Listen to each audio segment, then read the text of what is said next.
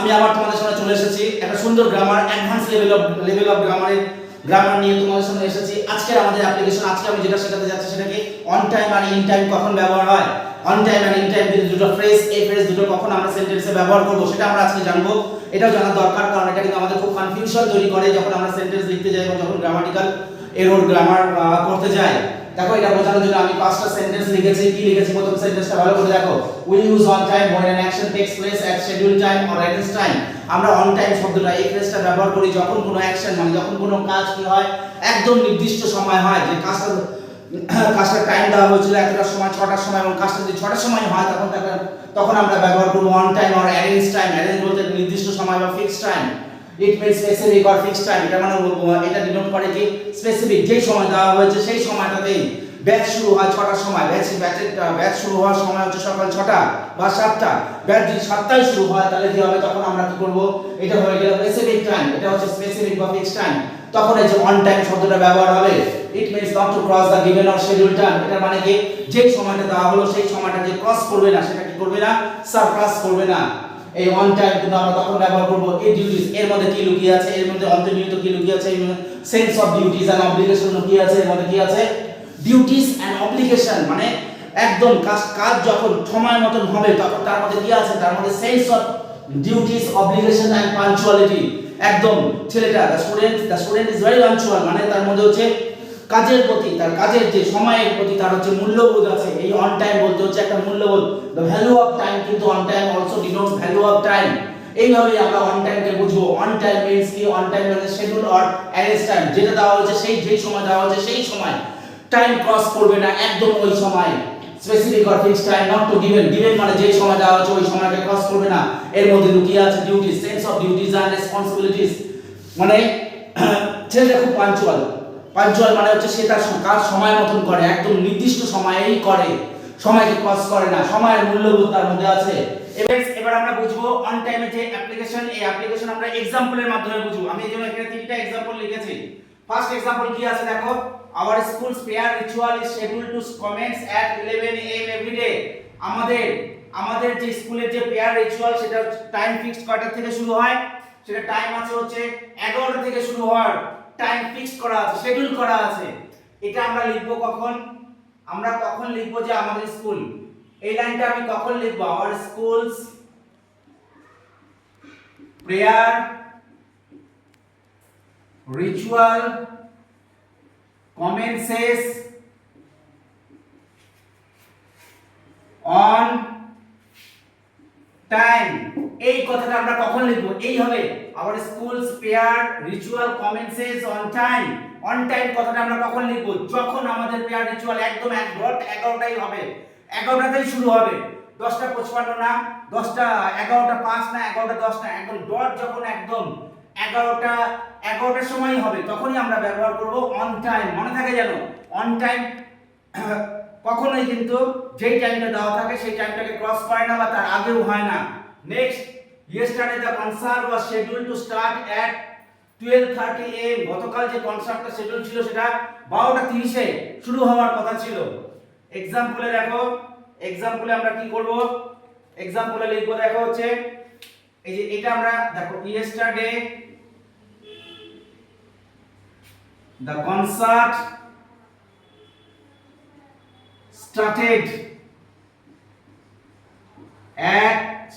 on time। এই যে on time আমরা ব্যবহার করছি দেখো, এখানে on time ব্যবহার করলাম। এই কথাটার মানে হচ্ছে কনসার্টের সময় মতন একদম on time, একদম সময় মতন কি হয়েছিল? শুরু হয়েছিল। yesterday the concert started on time, একদম সময় মতন শুরু হয়েছিল। দেখো এইটার মানে হচ্ছে একদম ডট 12:30 তো 12:30 এ, ডট 12:30 তো 12:30 এ, 12:20 না, বা হচ্ছে 12:40 না, কিন্তু 12:25 না, বা 12:35 না। এইভাবে আমরা অন টাইম ব্যবহার করব। অন টাইমের অ্যাপ্লিকেশনটা এটা।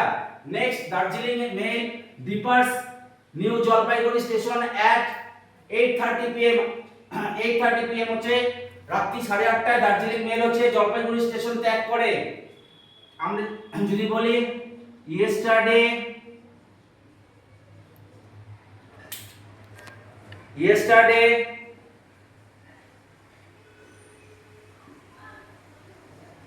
দার্জিলিং মেল ডিপার্টেড নিউ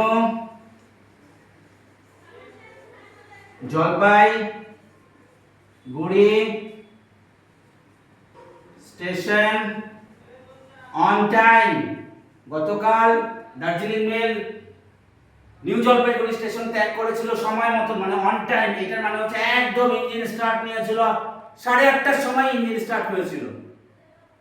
8:40 হবে না কিন্তু, বা 8:20ও হবে না, বা 8:25ও হবে না। এটাই হচ্ছে অন টাইমের অ্যাপ্লিকেশন। যেই টাইমটা ফিক্স থাকবে সেই টাইমে নড়চড় হবে না। স্টুডেন্টস, এবার আমরা দেখব যে ইন টাইমের অ্যাপ্লিকেশন এই ফ্রেজটা কখন ব্যবহার হয়, কখন আমরা ইন টাইমকে ব্যবহার করব। অন টাইম তো আমরা দেখলাম, অন টাইমের অ্যাপ্লিকেশন আমরা ভালোভাবে বুঝলাম। এবার আমরা বুঝবো ইন টাইমকে কখন ব্যবহার করব, আমরা সেন্টেন্সে গ্রামাটিক্যালি কারেক্ট করব কিভাবে ইন টাইমের অ্যাপ্লিকেশনকে। এখানে আমি লিখেছি, দেখো, উই ইউজ ইন টাইম। আমরা এই ফ্রেজটাকে ব্যবহার করি just before the expected or schedule time. Schedule বলতে নির্দিষ্ট সময়, নির্দিষ্ট সময়ে এই কাজটা শুরু হওয়ার কথা তার আগের মুহূর্তে যখন কাজটা হয় তখন আমরা ব্যবহার করি হচ্ছে in time. It is used for deadlines. একদম শেষ মুহূর্তে, শেষ মুহূর্তে অ্যাকশনকে বলা হয় in time. It means at the edge of a particular time. Particular time বলতে নির্দিষ্ট সময়, এজ বলতে একদম কিনারা, সেই সময়ের একদম কিছুক্ষণ আগে, অনেক আগে না, কিছুক্ষণ আগে যখন অ্যাকশনটা হবে তখন হচ্ছে ইন টাইমের অ্যাপ্লিকেশন হবে। It is when something happens just at the end moment, শেষ মুহূর্তে। Example, I reached the station yesterday. I reached the station in time. In time বলতে একদম সময়ের মধ্যে পৌঁছেছিলাম। তার মানে হচ্ছে যদি 8:30-এ ট্রেন ছাড়ার কথা ছিল, আমি স্টেশনে পৌঁছলাম 8টার সময় বা 8:10-এ। মানে কোনো রকম করে আমি ট্রেনটাতে প্রবেশ করলাম, যে প্রবেশ করলাম, মানে আমি কোনো রকম করে সময় মতো সেখানে গেলাম, যে ট্রেনটাকে প্রবেশ করলাম, ট্রেনে প্রবেশ করলাম বা ট্রেনটাকে ধরলাম। সেরকমই এক্সাম, ইন্টারভিউ শুরু হওয়ার কথা ছিল, গতকাল ইন্টারভিউ ছিল, হচ্ছে শুরু হওয়ার টাইম ছিল 12:30। আমি সেখানে উপস্থিত হলাম 12টা বা 12:10-এ। এই যে সময় একদম কিছুক্ষণ আগে, শেষ মুহূর্তে, তখন হচ্ছে আমরা কি ব্যবহার করব, at the edge of a particular time. মানে একদম শেষ মুহূর্তে, সময়টা একদম যেই সময়টা দেওয়া হবে তার কিছুক্ষণ আগ মুহূর্তটাকে মেনশন করা হচ্ছে ইন টাইম, মানে সময়ের মধ্যে। এইভাবে ইন টাইমকে আমরা ব্যবহার করব এবং জানবো এবার ইসের মাধ্যমে, এক্সাম্পলের মাধ্যমে আমরা ইন টাইমকে বুঝবো। আমি এখানে তিনটা এক্সাম্পল লিখেছি কি করার জন্য, এই ইন টাইমকে বোঝানোর জন্য। ইন টাইম, প্রথম এক্সাম্পলটাকে দেখো, the concert was scheduled to start at 11:30 AM yesterday. গতকাল 11:30টায় কনসার্ট শুরু হওয়ার সময় ছিল। এবার এখানে আমি কখন লিখবো যে আমি কনসার্টের সময় মতন পৌঁছেছিলাম, এই লাইনটা আমি কখন লিখবো, I reached to the concert in time yesterday। এই কথাটা আমি কখন লিখতে পারবো, এই কথাটা আমি তখনই লিখতে পারবো যদি আমি কনসার্টে হচ্ছে 11টা, 11:10, 11:05, 11:15 বা 10:50-এ পৌঁছাই, তাহলেই আমি লিখতে পারবো ইন টাইম। এই সময়ের, এই ধরনের, এই টাইমের ক্ষেত্রে যখন আমরা ব্যবহার করব, মানে একদম আগে না, মানে 5 মিনিট আগে হলে হবে না, 10 মিনিট হলে হবে না, 15 মিনিট, 20 মিনিট, আধ ঘন্টা আগে যদি আমি সেখানে পৌঁছাই, তাহলে কি হবে, তাহলে আমরা ইন টাইম ব্যবহার করব। I reached to the concert in time yesterday। Next example দেখো, the assignments were to be submitted on 10 September। Assignment submit করা ছিল 10 সেপ্টেম্বর, তো 10 সেপ্টেম্বর 2024-এ অ্যাসাইনমেন্ট সাবমিটেড করার কথা ছিল। এবং স্টুডেন্টস যদি এই লাইনটা কখন লিখবে, বা students submitted the assignment in time। সময় মতন ছাত্ররা অ্যাসাইনমেন্ট জমা দিয়েছে, এই কথাটা কখন লিখবে, যদি 10 সেপ্টেম্বর বা 9 সেপ্টেম্বর বা 8 সেপ্টেম্বর, অনেকটা আগে হলে হবে না কিন্তু, কিছুটা, মানে ডেডলাইন ক্রস করবে না, তাহলে হচ্ছে কি হয়ে যাবে, তখন ওই যে আমরা ব্যবহার করব in time. Students submitted the assignment in time. যদি 9 সেপ্টেম্বর বা 8 সেপ্টেম্বরে জমা দেয়, তাহলে আমরা ব্যবহার করতে পারবো হচ্ছে ইন টাইম।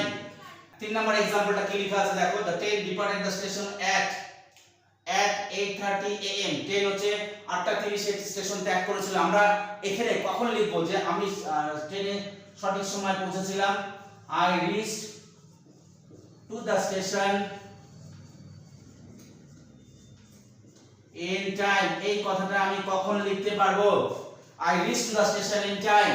এই কথাটা আমি তখনই লিখতে পারবো যখন আমি স্টেশনে 8টায় পৌঁছাবো, 8:10, 8:15 পৌঁছে আমি কোনো রকম করে ট্রেনটাকে ধরলাম, 7:50-ও চলবে, 7:50, 6টায় তুমি যদি লেখো 7টায় লেখো, 7টায় পৌঁছাও, তারপরে তুমি ইন টাইম ব্যবহার করার চেষ্টা করো, তাহলে কিন্তু সেটা বেমানান হয়ে যাবে। এবং 10 সেপ্টেম্বর আছে, সেখানে যদি তুমি 5 সেপ্টেম্বরে জমা দিয়ে দেয়, তারপরে ইন টাইমে ব্যবহারটা কিন্তু বেমানান হয়ে যাবে। বুঝতে পারলে? এইভাবে আমাদের কিন্তু বুঝতে হবে। এবং হচ্ছে নেক্সট ভিডিও আসতেই থাকবে। যারা নতুন আছো তারা আমার চ্যানেলকে সাবস্ক্রাইব করো এবং ভিডিওগুলো শেয়ার করে দাও বন্ধুদের মধ্যে।